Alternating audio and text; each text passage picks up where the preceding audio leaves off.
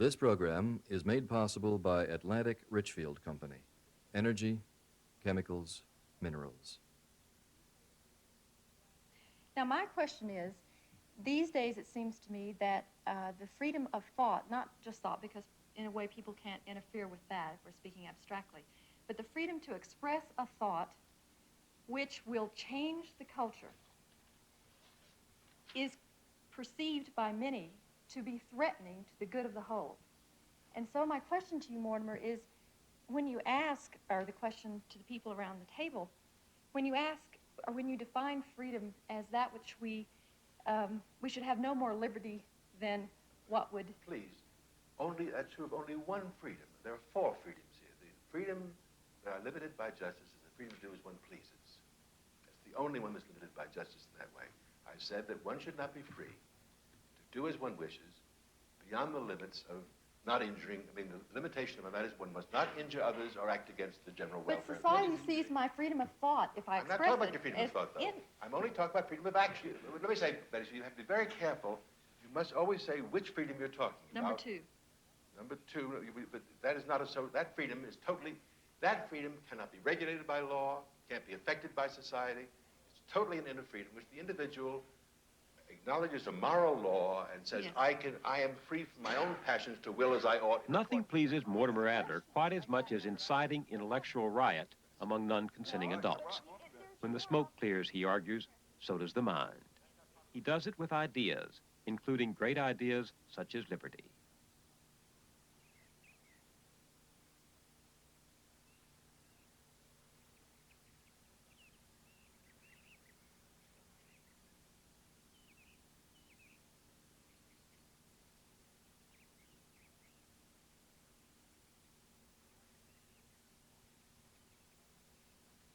I have said that liberty and equality are ideas men act on. They are the great values that men have fought for and struggled for. The struggle for equality is very recent, of course, but the struggle for liberty goes back as far as anything in Western history. It goes back 25 centuries when the Greeks fought the Persians, Sparta and Athens, to protect their political liberty against subjugation by the tyranny and despotism of the great king of Persia. And it's going on today. Mortimer Adler once published 2 large volumes on the idea of liberty. It has possessed his long career as philosopher, teacher, and editor. When he first outlined the 102 great ideas of all time, liberty, of course, was among them. Now he's written a book called 6 Great Ideas, and liberty is one of them. Either we submit the idea to the real labor of thinking, says Mortimer Adler, or liberty will lose its meaning, and we'll lose our liberty. In his day, Lincoln said, "The world has never had a very good definition of the word liberty, and the American people just now are very much in want of one." Do you think that's still true? Yes, because actually there is no definition of the word liberty. After 8 years of very hard work at the Institute of Philosophical Research, which I'm director, with a large staff looking at the whole literature, we decided that the word liberty or freedom, which are interchangeable words in English, had 4 or 5 quite distinct meanings, with a common thread running through them, but the common thread is so abstract you couldn't define it. The best I can do is say there are four major forms of freedom, or of liberty. I can say what those are very quickly, but I can't say what freedom is. All right, do so. Well, the first one is a freedom which is man's natural endowment, the freedom of his will, by which he's able to choose freely, and a free choice consists of being able to choose otherwise. No matter how you choose, you could have chosen otherwise. That's freedom of choice. If you choose A, you could have chosen B. And that, I think we do have. We do possess, though there are determinists, you know, scientists who think that man doesn't have free will. But if we have it by an inherent or native endowment. So I call that the natural freedom of self-determination. It comes with the trip. That's right. The second freedom, which has an ancient lineage, is called moral freedom or moral liberty. And the Christian theologians called it Christian liberty. It is a freedom that is acquired only with the acquirement of virtue and wisdom, and it consists in the freedom to will as one ought. The notion here is that, with the Christians, for example, that man is bound by original sin and doesn't will as he ought. But when with grace or with virtue he conquers his passions and acts according to his rational obedience to divine law and wills as he ought, he's free as a Christian man. This, by the way, is the meaning of Christ's statement, know the truth and it shall set you free. That's the freedom that Christ is promising, the freedom of being able to will as you ought. Are you limiting it to Christians? No, because a Roman Stoic, Epictetus, enslaved with manacles on his feet, said, I'm a free man, though I'm a slave and chained, because I can will as I ought. But he can't will himself out of prison. No. Conform to the moral law. He means my will remains a good will, and I'm free to will righteously, regardless of the external impediments. And Boethius, who was a Christian thrown into prison by the Romans, also said he had moral liberty. But I think probably the best expression of it is in Spinoza's Ethics. The last two books of Spinoza's Ethics are titled as follows: Of the Passions, or of Human Bondage, of the Reason, or of Human Freedom. And what Spinoza is saying there, in this second kind of freedom, is that when men are swept by their passions, their action is emotionally determined, they are not free to do as they ought. But when their reason conquers their passions and directs their action, then they are free men. This is an inner moral liberty, nothing to do with society, nothing to do with circumstances, nothing to do with innate endowment. It must be acquired by reason and by virtue and wisdom. That's the second kind. All right, but you must tell me what you mean by virtue and wisdom. Well, virtue is the habitual inclination to act as one should, to make right choices. Make right choices. And wisdom? Wisdom is the understanding of what the end of life and which the choices should be made. So if you develop the habit of making right choices, then you have moral freedom. So Jacobo Timmerman, the Argentine editor who is confined for 2.5 years to moral prison, freedom every moment in prison. Because he made the right choices. In his mind. He acted in accordance with his conscience as he ought. And that freedom to do that is his moral liberty, which no one can take away from him. Would this be akin to what Viktor Frankl, who survived the German concentration camp, said when he said, what he meant when he said, I am not responsible for the circumstances in which I'm being held, but I am responsible for how I will react to these circumstances. That's exactly what moral liberty is. The third kind of freedom. The third is circumstantial freedom. It has two forms. I call it circumstantial because it is not obtained or possessed by virtue and wisdom. It is not an innate endowment or a natural quality. It is something that external circumstances, the circumstances of one's society, one's political framework, confers upon one or does not, deprives one of. And the language I use here, it has two forms, the individual form and the political form. The individual form is under circumstances which leave the individual without impediment, not under coercion, constraint, or duress, or lack of enabling means. He is able to do as he wishes. He can act as he pleases. The great English economist said, a poor man is not free to dine at the Ritz. Walk in, but he's not free to dine there because he lacks in his pocket the enabling means. The four things that are the four circumstantial factors that confer circumstantial freedom to do as one pleases upon an individual are first, absence of coercion, absence of constraint, absence of duress, and the possession of enabling means. And these all depend on circumstances to a large extent beyond my control? Absolutely. Or totally beyond my control? This freedom is conferred upon you by society or not, or you're deprived of it by society. The man who's put in prison, the man who's chained, has circumstances that deprive him of this freedom. Now, that's only one form. The other form is political liberty. It's also circumstantial because either you are an enfranchised citizen, or if, for example, before the woman suffrage amendment in the United States at the beginning of the century, no female American had political liberty. Because political liberty, under the circumstances of being an enfranchised citizen in a republic or a constitutional government, either one, it would be a constitutional monarchy, is a person who is governed with his own consent and with a voice in his own government. A share in the sovereignty. Share in the sovereignty. That again, is circumstantially conferred, or you're deprived of it by those who, when the blacks and when women were disfranchised, not given suffrage, they lacked political liberty. They were governed as subjects, and almost as children. Even if they were despotically ruled in a paternalistic, benevolent way, they were still ruled as children are ruled, not as adults. So you're saying there are four kinds of liberty by your definition. Natural liberty? Of choice, freedom of choice. required a moral liberty, That's freedom to will as one ought. circumstantial liberty, That's freedom of individual action in society.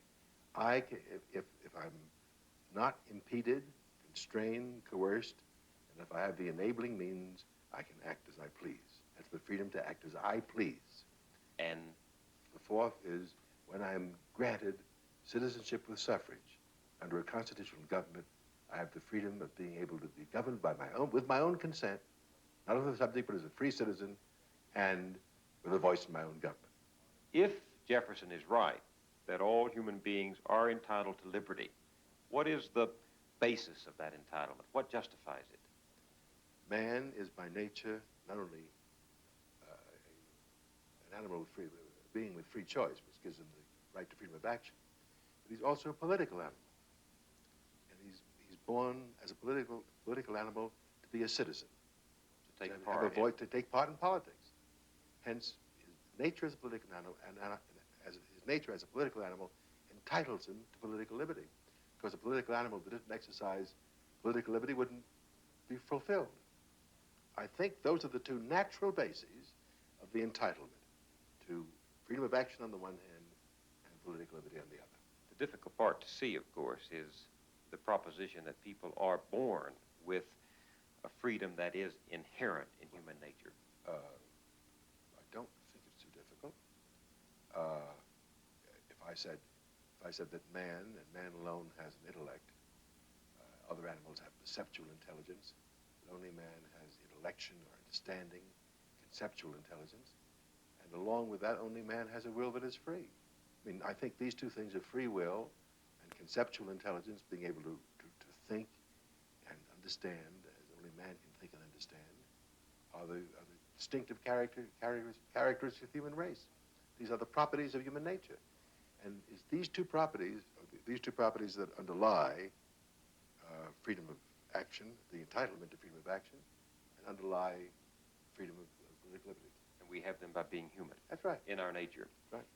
What if we are wrong about human nature? If we are wrong about human nature, if we are not different from the animals in kind, if we differ only in degree from the higher mammals, I cannot state a rational justification for a different treatment of men and beasts. The Roman law made the fundamental distinction between persons and things. The word person is a very important word. I have never found anyone who was willing to call a cow a person or a dog a person. Now, why not? Why do we refuse the word person to these animals we love and care for, our domestic pets? We sometimes joke and say, my cat's like a person, but we know we're joking, that they're not persons. Now, that word person means that we, by being persons, not things, have a dignity. And all of us, every human being, from the least to the greatest in terms of all the difference in talents and aptitudes, is a person, has personal dignity, and the rights that we have, such as the right to freedom, the right to political liberty, are our personal attributes. Well, let's go back to Jefferson then. Jefferson calls this right to freedom an unalienable right. What does that word mean to you philosophically? It means two things. In the first place, it is a right that is antecedent to all governments. It is not a right like a legal right granted by a constitution or granted by a law. Legal rights are legally enacted. Constitutional rights are constitutionally enacted. Unalienable rights are the inherent natural rights that we have by being human. We have a right to live in a society where the circumstances confer upon us the freedom to act as we please. And that is unalienable. Unalienable. By Jefferson's definition. It isn't given by government and it can't be taken away. It can be violated, but it can't be, it isn't a gift of government. Under what circumstances can anyone be deprived of the exercise of the right of liberty? By criminal conduct. A criminal who has acted against the general welfare of the community, the common good, violated a law, the right is not taken away. He has forfeited, for the time of his incarceration, the exercise of the right. The moment the prison doors open, the exercise, the right is always there. He's a human being. The prison doors open and the exercise of the right is restored. He has paid for his misconduct by the forfeit of that exercise for a term of years. That's the only trouble with the death penalty. One of the, you know there's a great deal of talk. The reason why the death penalty is a serious question is because there can be no restoration of the right. If it's taken away, it's taken away. You're really taking the right, not just the exercise of the right, and you can never give it back. Mark Twain said that it is by the goodness of God that we have in this country three unspeakably precious things: freedom of speech, freedom of conscience, and the prudence never to practice either of them. Now I want to ask you, should anyone have unlimited freedom, or how would you state the general principle that justifies the limitation of liberty? With regard to the circumstantial freedom of action, the freedom to do as one pleases, I think the principle is very simply stated. A human being, a person, should have as much freedom as justice allows, as much freedom as he can use justly. And that I can translate into the most simple terms: as much freedom as he can use without harming anybody else, without injuring anybody else, or acting against the general welfare of the community. Any action on his part that injures the welfare of the community or another person is illicit action. It should be, in some sense, criminal action, and therefore prohibited. Well, if... I mean, in other words, to prevent a criminal from injuring somebody is not to, I say, is not to take away his freedom. Well, it is to take away his freedom, Let me to do as he pleases. Let me introduce a word that many of the writers on freedom have introduced, particularly John Locke. To do as one pleases, if what one pleases to do is a violation of other people's rights or an injury to them, is not freedom, not liberty, but license. Milton once said, liberty, they cry, when all they want is license. The criminal is being deprived of license, but not of liberty. And I would go further and say, therefore, just laws deprive no one of any liberty, except the criminal. I wouldn't even say that. Just laws deprive no one of any liberty, and the criminal who is compelled to obey them, or is prevented from committing a crime by fear of the punishment that he would get if he were caught, is only giving up license, not liberty. And the failure to enforce the law deprives us of our liberty, or can deprive us of our liberty. John Locke is, I think, one of in the English tradition, Locke's second essay on civil government has some marvelous chapters on liberty where he says, where there is no law, there is no liberty. Law is the bulwark of liberty.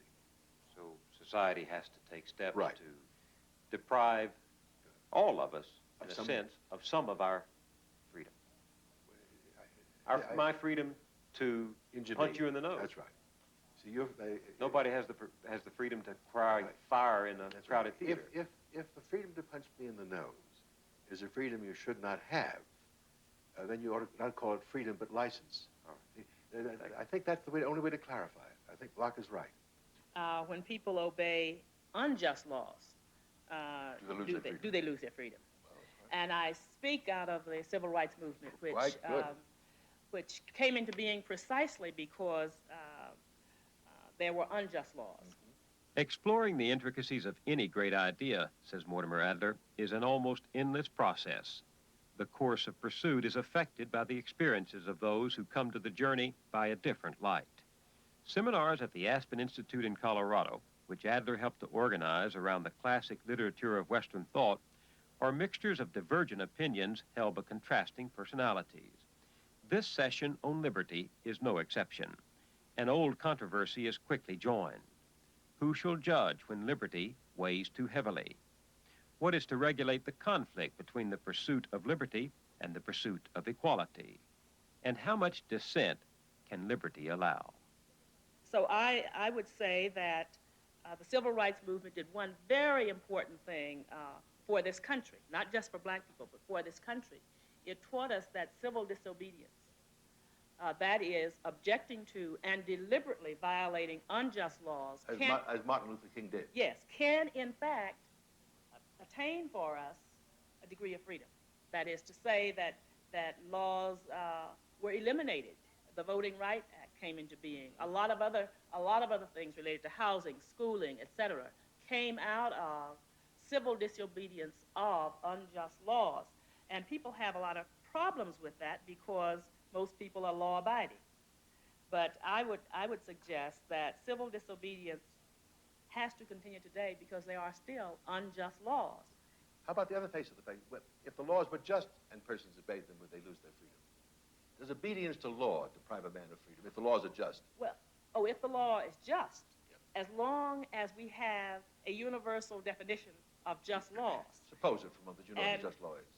Well, we can't in a practical term presume that all laws are just. Know that. Even when there's participatory democracy, we can't always assume that. So I guess I'd have to qualify it by saying if indeed the massive number of people felt that the laws were just, and they came into being because the people wanted them, then perhaps we wouldn't lose our freedom if we obeyed them. But I have a lot of qualifications, as you can see. I understand. Alan?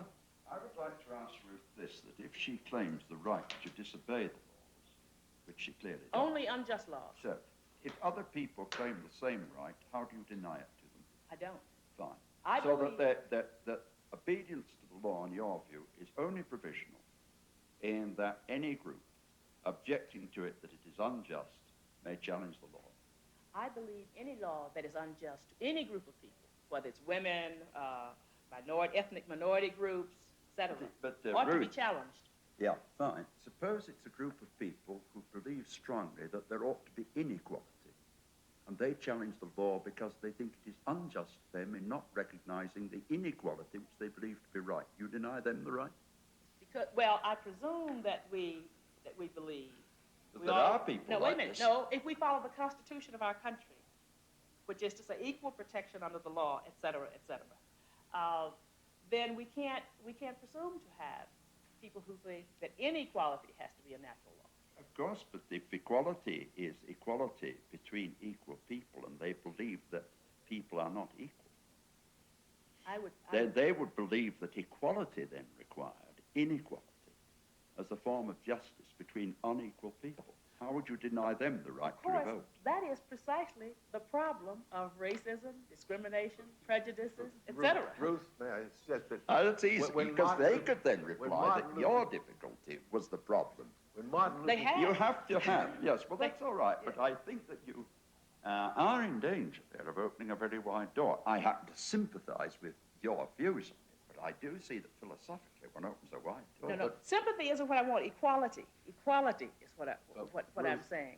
Well, is liberty the freedom to do and say and think anything? That's one of the means. I'm sorry, I cannot possibly answer your question without saying it's one form of life. There is no such thing as liberty itself. There's a common meaning that runs through these four forms and other forms as well. It's very difficult to take that so thinly that it's common to all four, but you have to talk about the different forms, not about liberty per se. I say you do not lose liberty by obeying the law if the law is just, and we'll hold for the moment the question of justice. Right. If we're just supposing that there is such a thing as a just law, maybe there isn't. But this is a hypothetical question. Right. If there is a just law, do I lose liberty when I obey the law? Indeed, I would argue just the opposite, that in the absence of just law, I have absolutely no liberties. In the absence of law, preferably just law, I live in anarchy. In a state of anarchy, I enjoy no liberty except the illusory liberty that I'm the biggest guy on the block, I got the biggest gang around me, and I can beat everybody else into submission. I would suggest that if you want to examine just law, start with the first 10 amendments of the Constitution of the United States. They guarantee to me the right to speak and to assemble, a variety of other rights. They are laws. They are just laws. In the absence of those just laws, I might very well lose all my liberties to some mean guy down the street with his gang, or I might very easily lose my liberties to the government. A government may also deprive one of liberty. Now, I'm ready to grant that if you define the term liberty to mean the right to do anything, anytime I want to anyone, under any circumstances, then true, a just law does circumscribe my liberty. But I prefer the other word, license. I think if liberty is defined as license, and of course, by definition, any law limits my liberty. Right. But I think that the word license has a separate meaning, and I'm not just playing around with words. The hell with the words. I am concerned with the concept. I believe that if every individual is turned loose to play the game as that individual wants to, without any rules to the game, my freedom is absolutely in jeopardy. For that reason, I maintain just laws guarantee liberty, and my obeying the just law is my reinforcement of my liberties. Thank you. Bob? Well, I disagree totally with Gus in that his first part of his statement that just laws do not limit liberty or freedom. And if I may, I'd also like to ask you, Mortimer, what you said. No one has the right, of course, to harm others or to go contrary to the common good. And that's an expression or a term that I also don't quite understand, because again, it's difficult to know what the common good is versus We talk the about the majority We good. do talk about the general welfare, don't we? John Stuart Mill talked about the greatest happiness of the greatest number, various forms of this. But let me, on this question, the great opposition in English thought, at least, is between John Stuart Mill and John Locke. Mill did hold that as the sphere of law enlarges, the sphere of liberty diminishes. And as the sphere of law diminishes, the sphere of liberty enlarges. That's Mill's view. Locke took a quite contrary view. He held that no liberty at all is ever lost under just laws, that the virtuous man is utterly free when he obeys the just law, because he can do anyway what the just law requires, and only the criminal, the antisocial conduct of the criminal, is restrained by a just law, and the criminal thinks he's lost liberty, but using the phrase that Gus used, Locke says that's license, not liberty. I mean, everything turns, I mean, let me just say, in this matter... Example of this. Yeah, please. A very current one. I feel living in New York State, my liberty is being endangered. My liberty to breathe air, my liberty to swim in the lakes, my liberty to get clean fish out of the lakes in the Adirondacks. I can go on and on and on like that. These are things I need. Food and air are basic to my life. I'm being deprived of that. And I know within 50 years it's going to be impossible if things go the way they do, and it's because of the acid rain. The acid rain come out of various plants in various parts of the country where people are doing their business in a completely innocent sort of a way. But what they are doing is going to make life impossible for me within the foreseeable future. It will interfere with my liberty. I am going to call for a law that says you have to regulate those people. You have to see to it that they do not poison my future.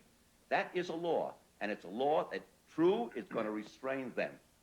At the same time, it's going to give me greater liberty. Now, a social decision has to be made, and you may want to do this on a cost-effective basis, balancing their right against my right. The truth of the matter is that if I do not intervene with law, I, as a defenseless citizen, lose basic liberties. Sure. Well, you also have caused the loss of liberty to others, and therefore it is, to a great degree, backfired on yourself when you limited, for instance, oil and gas exploration in the Northeast for many years. You realized in the long term you thought you were getting more liberty and freer choice, but you were in the long term really losing and bringing on a possibility of unwise acid or rain. unjust law. We're talking about laws that are just. Let's add wise as well. I think the problem that faces one at this stage is, what about those people who say we don't accept that it is a just law, and those people who say we don't accept that this society could ever produce any just laws? What are the limits of toleration to dissent? That's right. Limits to dissent. I think this is a very interesting question, because I think that you have done your best to provide us, and I go a long way with it, with what one might call a series of logical steps. But at some point, the logic breaks on a circular definition. And at that point, you then have to come to politics. And politics is the balancing of unpleasant alternatives, if you like. You have to compromise then. You have to That's it. everything together and say, okay, we've got to make a deal here. Yeah, we never get out of that. But nobody ever talks about the one kind of simple word that I associate with liberty, and it's, are we fair? You know, do we treat That things word introduces in the a notion of sense? justice. We're back to justice. Well, I don't you know do if they understand don't these three ideas are very closely related. But I do think there is some point, I'd like to enforce upon you, of holding back for the moment as to the details of justice. We all use the words, and let's stay with freedom. But Francis? That's one level. You go to the next level, and that is the level where diversities of a profound nature come into the picture, and where differences of vision of what human being and human value and all that come into conflict. That is the situation where Allen's system came into my tribe and brought the police, and where there had not been any police. There had not been any need for the police. But suddenly we had a different concept of government, a government which had legislative authority, which had machinery for enforcing its laws, and we said this is right or wrong, and I had not the power to observe my own concepts of what is right or wrong. And therefore, there were prisons, and new things came in. Well, they're part of my world today. The question then is, we have a pluralistic situation where you cannot live by the norms of consensus alone anymore. Then we come to the realm that you people are talking about, the limits of liberty within that context. Well, that poses a new question to me, and that goes to the question of objectivity. If you have a new system in Ireland where two systems are coming together, in your country where minorities are confronting a majority which has established a system of justice and liberties, what do you do when you come to the United Nations, where each country comes with its own vision of things? Well, that's the level where I feel there is need for reassessing criteria of liberty, limits of liberty, and redefining in an objective, however objective we can be, to set new criteria for both liberty and the constraints of liberty. Yes. I have a definition of democracy, and it involves a relationship between the rights and responsibilities of majorities and minorities. It is a system of government in which the majority has the right to make the law and has the responsibility of respecting the inalienable rights of the minorities, right down to the last person. Minorities have certain guaranteed rights, inalienable, and the minority has the responsibility of abiding by the law. That's a definition, and it is perfect, except that it doesn't work. The reason for it is that it is like a Euclidean triangle. It's an imaginary thing. When you get down to it, built into that concept of democracy is conflict. Because it finally gets down to the question of what is an inalienable right. Is it the right to vote? Is it the right to food stamps, which is part of the right to life? Is it the right to be free of acid rain? It goes on and on and on. Now, how do we resolve that question? I think that if we look for a formula which will give us an eternal solution to the question of the locus of inalienable right, which are really inalienable rights and expand with time, I think we will find ourselves engaged in a rather useless exercise. But if we take our exercise too seriously, we will end up as authoritarians who impose a rather narrow view on the total society. My feeling runs this way, that conflict is the essence of democracy. A democracy without conflict is not a democracy. And the whole question of just exactly where rights end and where they begin is always determined in conflict. After we wrote the Constitution, people did not have the right to vote unless they had property. So they made riots. And after they made their riots, they got the right to vote in this country. We have recourses. The civilized way, of course, to conduct the conflict is to go to a court. And in effect, Martin Luther King really went to court. But he had to make a case to go to court. Sure. But he did more than that. You go to courts, but you don't always win in courts. Who says the Supreme Court is always fair? And who always says the Supreme Court's word is the word of God? Supreme Court has very often been narrow and prejudiced and mean and oppressive. Occasionally it's not. But we have another recourse in a democracy. The recourse is to conscience. And the minority goes out there, makes its point, and tries to convert the majority by getting to its conscience. But we all know the limits of conscience when the exercise of conscience comes into conflict with self-interest, and worse, when conscience comes into conflict with our own cultural conditionings, falls flat. Gus, can I stop you for a moment? Because you haven't answered the first question, which is, if you think that Jefferson is right in holding that all human beings are entitled to liberty, and let that be either circumstantial freedom of action to do as one pleases or political liberty, the question I'd really like to hear is, what is the basis of it? What underlies that entitlement? I don't care whether my right comes from God, from nature, from Socrates, from a reading of Mortimer Adler, or just from my gut. My own feeling is that the struggle for liberty throughout the ages has not come from God, nor from reading, nor from Constitution. It has come now and then from the feeling of human beings that they can no longer tolerate the oppression. And it comes through simple conflict. I want to sing a little paean of praise in honor of conflict and not engage in a research that assumes that you can have a free society that could be continued as a free society without constant conflict. Would you include your praise for the Islamic Revolution in Iran as a liberating force? I do not think that all revolutions liberate. In my vocabulary, there's a thing called the counter-revolution. The counter-revolution is a revolution I don't like, and the revolution I do like is called a revolution. So there's a right, so those who make revolution have a right, and those who make counter-revolution don't, which is to say, what I do is okay, and what you do isn't. Shirley? I simply wanted to add that while the intellectual dilemma that Alan has posed you is a very troublesome one, in perhaps more pragmatic terms, as long as one realizes that civil disobedience means peaceful disobedience, Absolutely. and as long as one also realizes that the way to test the justness of the law is to suffer the penalty the law imposes. And that's what Martin Luther King did. That's what he did. And as long as one recognizes that there is much more than simply saying, I shall not obey the law. Many people who want to do that do not want to pay any penalty at all. It's like deciding to sign up to be a martyr without ever bleeding at all. Well, you're absolutely right. Let me just say this.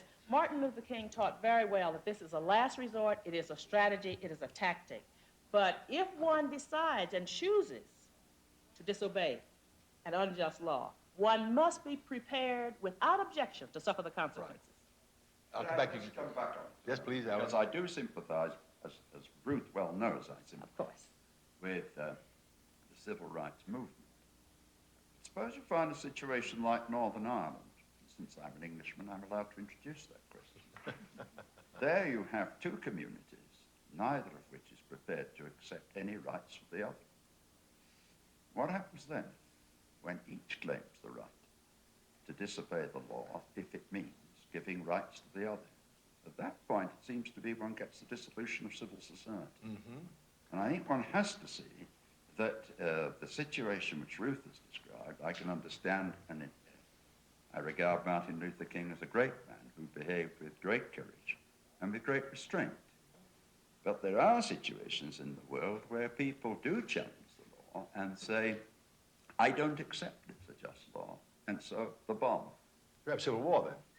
If I understand Alan, he's saying that dissent must be limited at the point beyond which the conflicts it seeks to contain create greater conflicts. That is, if dissent creates greater conflicts than those which they are trying, then there wouldn't be I revolutions. I would There couldn't be disagree. revolutions. I would disagree for this reason. Change is very difficult to bring about. Social change is enormously difficult. And while I understand what you're saying, that you can't have chaos, the fact of the matter is most of the major social changes have grown out are chaotic conditions. And while they're unpleasant, and while I personally don't like them, and while most people don't, I believe that we have to allow dissent to the point that the law, the rule, the regulation alters. And you were prepared to risk civil war. Because we got Oh, it in Britain. indeed, We got it in indeed. Northern Ireland. I think. You really mean that, Ruth? Oh, I really do. You really mean Now, that I'm with not. the machine guns in the streets?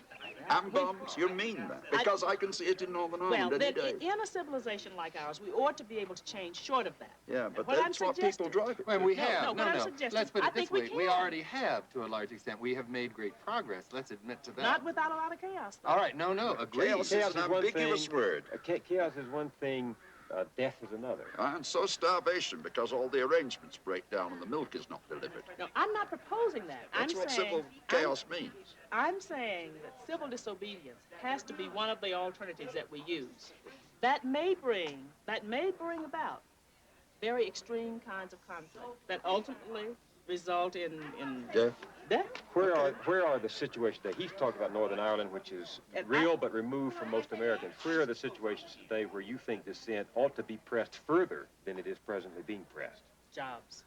I believe that we have to do something to bring to the conscious level in this country the need for not only more jobs, but equal opportunity in attaining those jobs. There were and there riots. ought to be a civil rights movement. No, there ought to be a civil rights movement addressed to this issue, because unless we solve the economic problems in this country, which relate to jobs, we're never going to have the other kinds of equalities Good that we're example, talking Art. But I want to ask Ruth if she go back to the Luddites, who everybody knows in the 19th century smashed the machines. So you come to smashing the computers and technology because that is what is going to create fewer jobs, and that's inevitable. But can't we remedy the situation short of that? I don't know, Those but are I mean, I'm irresponsible certainly, positions. of course, one's prepared to look for it. But when people talk about investment, they don't mean investment in jobs, they mean investment in capital equipment, which is labor-saving and will destroy jobs. Because catching up on you, the fact there aren't going to be any jobs for black or white. And then what happens? Do we have a war between black and white? Are there limits to dissent? No, I don't think there are limits to dissent. I don't think that we can have a sane world if we put limits on dissent. I think that what Alan considers to be anarchy, I don't consider to be anarchy. I consider to be sanity. I don't think that oppressed people can maintain their sanity. R.D. Laing said, when you destroy a people's experience, they become destructive. And that's what we see happening in Watts, and that's what we see happening at Wounded Knee and Alcatraz. In other words, the potential for violence is not with it, is a part of suppression, is a part of repression. There isn't anything you can do about it. To talk about it as putting limits on it, almost on a cookbook level, is to talk about it as if it were something over which we have control. Absolutely. It's an emotional predisposition. But wait a minute, you're talking about examples, and I understand it perfectly, which are basically intercultural, interracial. Yes. What about the ideological? You wouldn't stop Hitler coming to power? Alan, let us be clear. Not We me. believe in the democratic process. Of course, that's We are why not we're participating advocating in it. revolution. Right. Not advocating But the that. democratic process can be misused. Of Well, course, any it process can be can by be anyone. used. It can be Misused used by against the But us. I know. it has been misused. We have clear examples that the leadership has misused the democratic process. I'm not worried about the leadership. I'm worried about other the people can contenders. misuse it. But I would say that we need to recognize we're going to have creative tension. We're going to have chaos. Beautiful words, No, Ruth. no, what no, you made is creativity. blood. No, I feel that. no, No. I think Lots of that's people feel it. Listen, No, listen. but Martin that Luther is the King fear. did not listen. Martin Luther King did not advocate violence. Marvelous. All right. I admire him enormously. If you can control it, fine. Wait a minute. You can control it if the system understands what you're after and believe that you have a part in it. For example, there would not have been any violence in the nonviolent movement had the leadership responded to the request for rights that should have been there. How they anyway. acted. May Had I they say- acted. May I That's say the that, point. dear? Had they acted. If only the troops had been withdrawn, Hitler would never have used his stormtroopers to come to power. Because the system would have responded. We're out of Quick. time. I would like to answer your first question by saying that I think that Jefferson assumed, as I do, that biology is democratic, or at least that there is an equality, not a Right, I agree. in biology. But I think, and this is what Ruth and I, the point that we're having difficulty making, and I think maybe together we could make it more firmly, that's the fact that there is a historical contradiction to this notion of biology as equal. In the case, let me give you a couple of examples. After 1492, it took a considerable amount of time, I think 2 decades, for the Vatican to determine whether Indians were or were not human beings. I know the debates Okay. very well. And then, and unfortunately, it was decided we were human beings so that we did have souls and our souls could be converted. There goes the neighborhood. But you do have, you do have souls. In other words, where do we draw the line in terms of how much we insist that our value structure, my value structure in this case, must be applied on the basis of international law? That's a question of practice rather than a question of Well, principle. but liberty is insignificant to me unless it is practice. Would you, can I stay with you just a moment longer, Mr. Backer? Would you be saying, in answer to the question that I put to Gus, that it is in our natures, using the word nature instead of biology there for a moment, it is in our natures that we have an entitlement to every human being, a human being is entitled to freedom? I hate to give you this answer. In my nature, yes. I don't know about anybody else's. But your nature, I hope you think that my nature is exactly the same as yours. I hope you think so.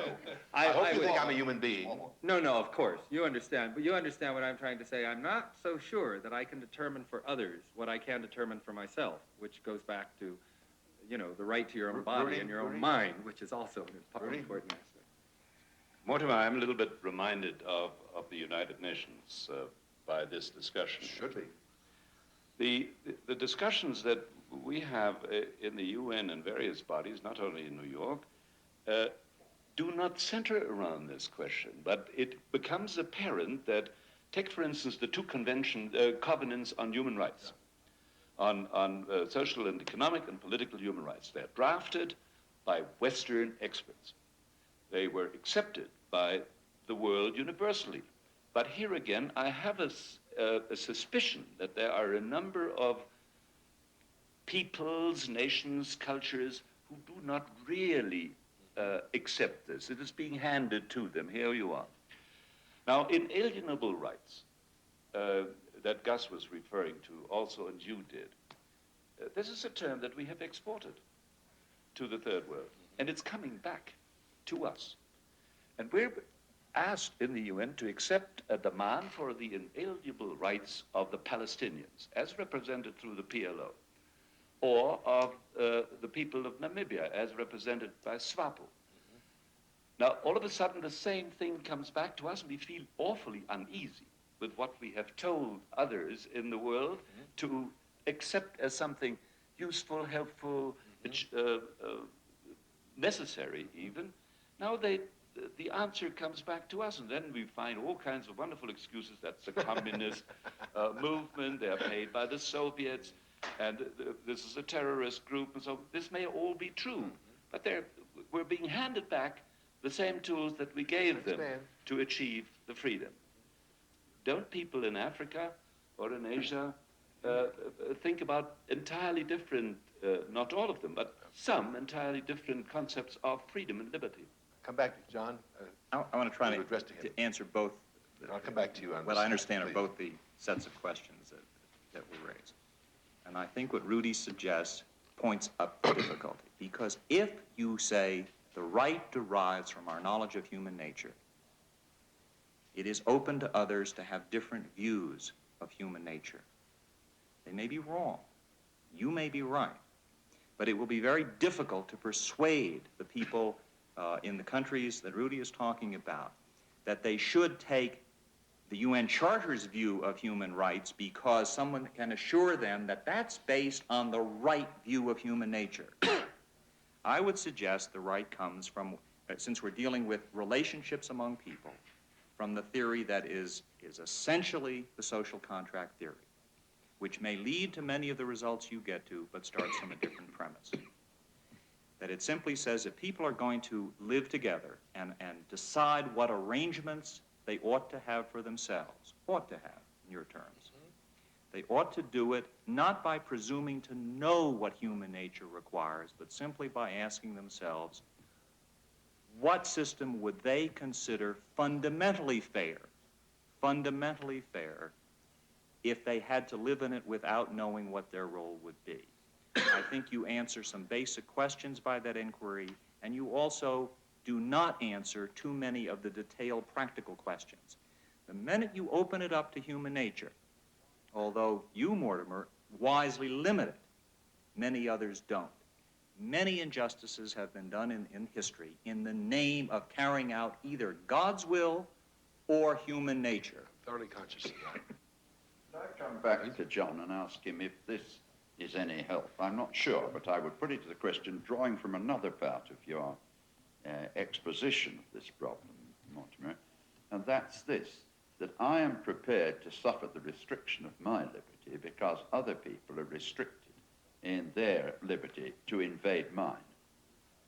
I find this, in our modern world, important. Does that help? I think it does help, Alan. I think what that does is begin to describe a very important principle of justice.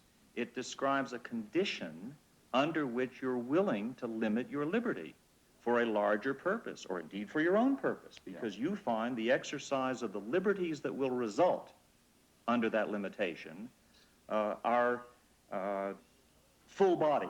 Yeah. And you're worried that if you have unlimited liberty at the moment, you may end up with very little liberty in the end. Yes. So you define your liberty, as Mortimer does, subject to just restraints, which I think is a very admirable way of doing it. It, of course, then puts the next question, who is to decide what the just restraints are? Yeah, that's it. That's my point.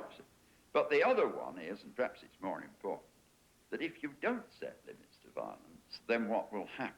If I were in my country, where there's been violence recently, if I were in a situation where government is going to say, we can't set limits to violence, I think it's pretty mindless violence at the moment. I don't think it's behind a program, but it's violent. Then I think I'm not going to sit there and let it happen. I'm going to organize. We turn to vigilantes. We turn, in fact, to a prelude to civil war. So my argument is really this, that if you look at it in terms of nuclear war, if you look at it in terms of lesser war, which might escalate, if you look at it in terms of revolution, I think there are limits to our disagreement. I think that just because you approve of some of the forms of dissent, beware that in your approval you don't carry it to the point where you destroy the community within which you want the improvements to take place. What about the citizen who exercises his or her suffrage, but finds himself or herself in the minority on an important political issue? Has he or she been deprived of his or her liberty? No. And that's an interesting point. It's one that I think Locke understands and Mill does not understand. When I consent to the framework of government, which is the United States and its Constitution, I am consenting to majority rule. There is no other principle of government. It may not be a simple majority, maybe a two-thirds majority, but it's majority rule. Therefore, in any election in which I find myself in the adversely affected minority, I have to concur in the decision of the majority because I've accepted as a rule that the majority shall prevail. It isn't against my will, it's with my will. If I had been the majority and they had been the minority, I would expect them to conform to the majority's decision. You can't have majority rule and say that a minority is being infringed upon by the majority's decision. The moment I accept a due process of law in which the principle is majority rule, then the decision of the majority is my decision, even though I didn't vote that way. But if that proposition were fully obliged in society, there would never be dissent.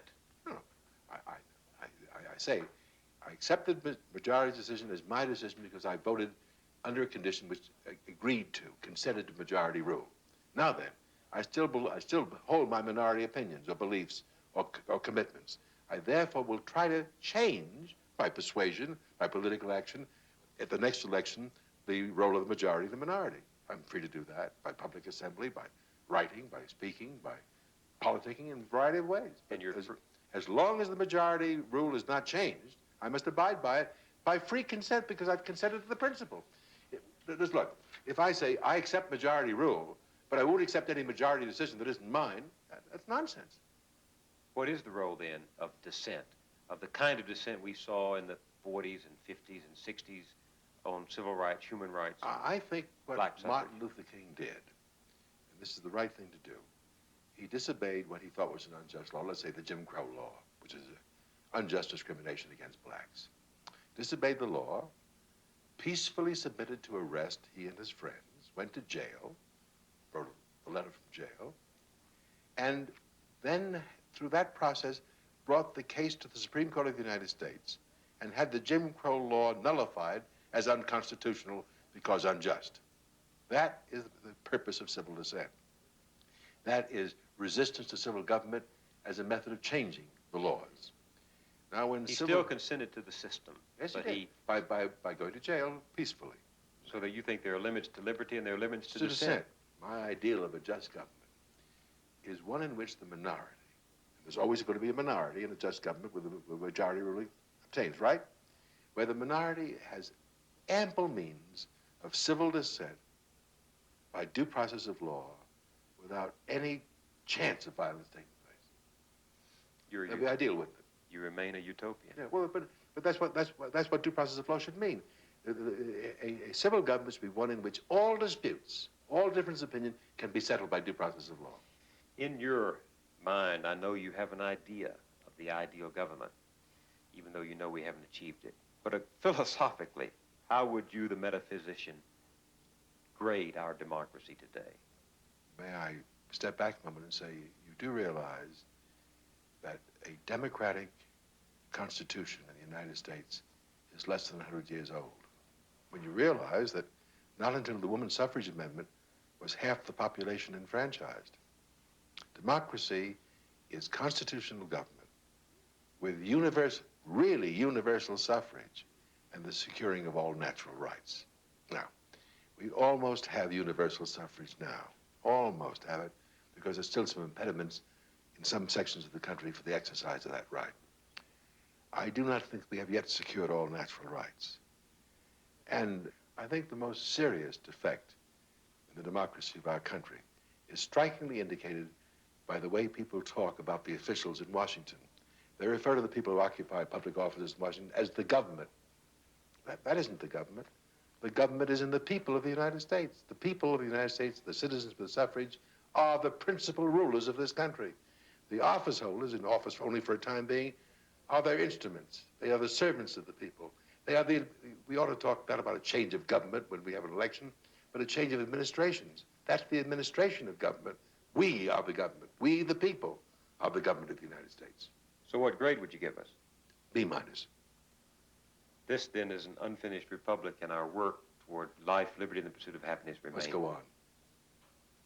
It only began a little while ago, by the way. It's not a long history.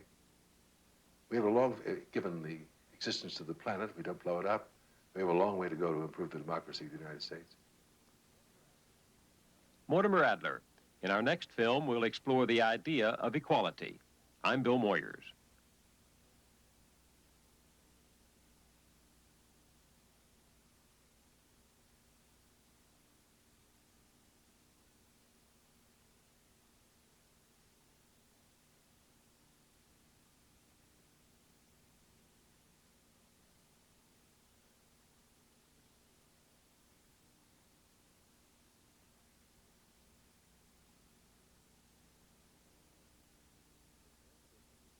For a transcript of this program, send $3 to Ideas, Post Office Box 900, New York, New York, 10101. This program was made possible by Atlantic Richfield Company, Energy, Chemicals, Minerals.